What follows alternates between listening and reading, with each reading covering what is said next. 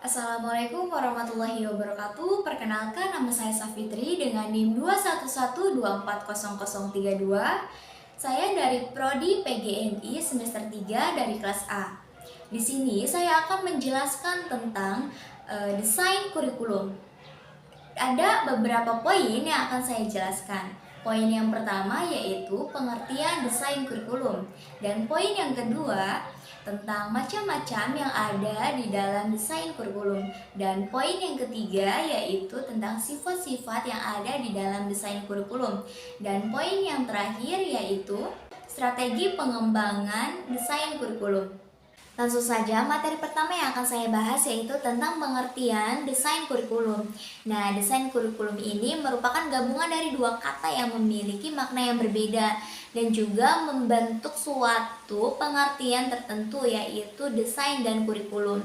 Nah, desain secara etimologi dapat diartikan juga sebagai bentuk, kerangka, rancangan, motif, dan lain sebagainya. Kita juga sering mendengar kata desain di dalam dunia arsitektur seperti pembangunan, atau di dalam dunia busana seperti desain baju, desain jilbab, desain celana, atau juga desain gaun pengantin. Nah, namun dalam proses perkembangannya, istilah desain juga dikenal dan digunakan di dalam pendidikan seperti desain kurikulum dan juga desain pembelajaran. Secara terminologi, Herbert Simon dalam Sanjaya mengartikan desain sebagai proses pemecahan suatu permasalahan. Nah, tujuan sebuah desain adalah untuk mencapai suatu solusi yang terbaik dalam memecahkan suatu permasalahan dengan memanfaatkan dari berbagai sumber-sumber informasi dan juga sumber-sumber daya yang tersedia. Adanya suatu desain dilatar belakangi oleh kebutuhan manusia yang ingin memecahkan suatu permasalahannya. Dan melalui desain, orang-orang akan bisa melakukan suatu langkah-langkah yang sistematis untuk memecahkan suatu permasalahannya yang akan dihadapinya. Ada beberapa pengertian menurut para ahli. Nah, yang pertama yaitu menurut Omar Hamalik. Beliau mendefinisikan bahwa desain kurikulum itu merupakan suatu petunjuk yang dapat memberi dasar, tujuan arah, dan teknik yang akan dilakukan dalam memulai serta dalam menjalankan kegiatan. Yang kedua yaitu menurut Nana S. Sukmadinata. Nah, beliau juga mendefinisikan bahwa desain merupakan pola pengorganisasian suatu unsur-unsur atau komponen yang ada di dalam kurikulum. Nah, dalam penyusunan suatu desain kurikulum dapat kita lihat dari dua dimensi, yaitu horizontal dan vertikal.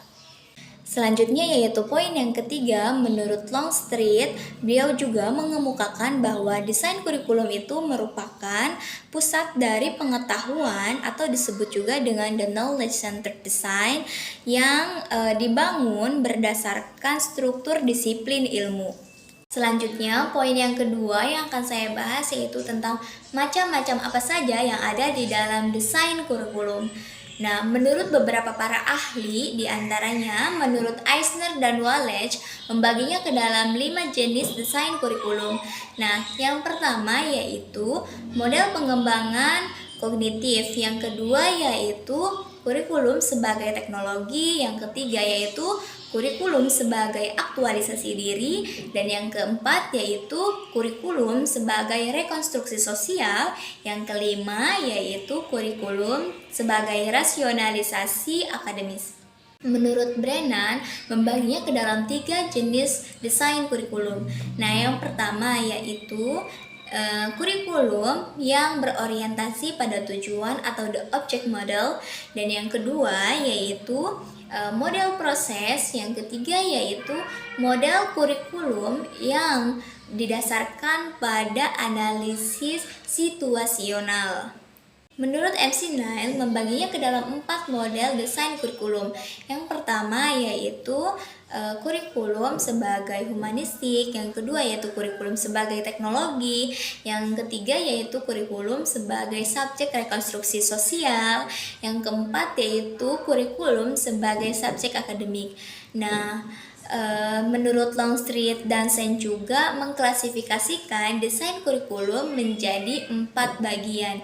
Yang pertama yaitu desain kurikulum yang berorientasikan kepada masyarakat. Nah, yang kedua, desain kurikulum yang berorientasi pada pengetahuan. Yang ketiga yaitu desain kurikulum yang berorientasikan pada peserta didik. Dan yang keempat yaitu desain kurikulum yang memiliki sifat eklektik. Nah, selanjutnya yaitu poin ketiga yang akan saya bahas adalah tentang sifat-sifat apa saja yang ada di dalam desain kurikulum. Nah, yang pertama yaitu tentang strategi. Strategi di sini sangat berperan penting dalam pencapaian suatu tujuan dalam pendidikan nasional. Nah, yang kedua yaitu komprehensif. Komprehensif mencangkup keseluruhan aspek-aspek kehidupan yang ada di dalam masyarakat. Nah, yang ketiga yaitu integratif. Nah, integratif di sini mencangkup pengembangan baik dalam dimensi kualitas maupun kuantitas. Dan yang keempat ada realistik. Nah, realistik di sini berdasarkan kebutuhan yang nyata baik dalam peserta didik maupun di dalam masyarakat tersebut. Yang kelima yaitu humanistik, yang keenam yaitu futuralistik, yang ke-7 yaitu ada perencanaan kurikulum, yang ke-8 yaitu ada berdasarsifikasi, dan yang ke-9 yaitu ada desentralistik. Selanjutnya, pada poin yang keempat, saya akan menjelaskan tentang strategi pengembangan desain kurikulum. Nah, pada poin keempat, saya akan menjelaskan tentang strategi pengembangan desain kurikulum. Pengertian strategi. Nah, istilah strategi ini pada awal mulanya digunakan di dalam dunia kemiliteran. Dan strategi ini berasal dari bahasa Yunani yaitu strategos yang artinya jenderal atau panglima. Jadi strategi ini dapat diartikan juga sebagai ilmu kejeneralan atau ilmu kepanglimaan. Strategi menurut Kemp adalah suatu kegiatan pembelajaran yang dilakukan baik oleh para guru maupun oleh para siswa agar dapat mencapai suatu tujuan pembelajaran dengan aktif dan efisien. Dick dan Carey juga menyebutkan bahwa strategi pembelajaran ini merupakan suatu materi dan prosedur pembelajaran yang harus dikerjakan oleh para peserta didik untuk mendapatkan hasil dari para peserta didik tersebut. Pengembangan kurikulum pada dasarnya merupakan perubahan yang terjadi di dalam suatu pendidikan. Namun, perubahan ini juga merupakan salah satu bentuk yang terjadi di dalam suatu masyarakat.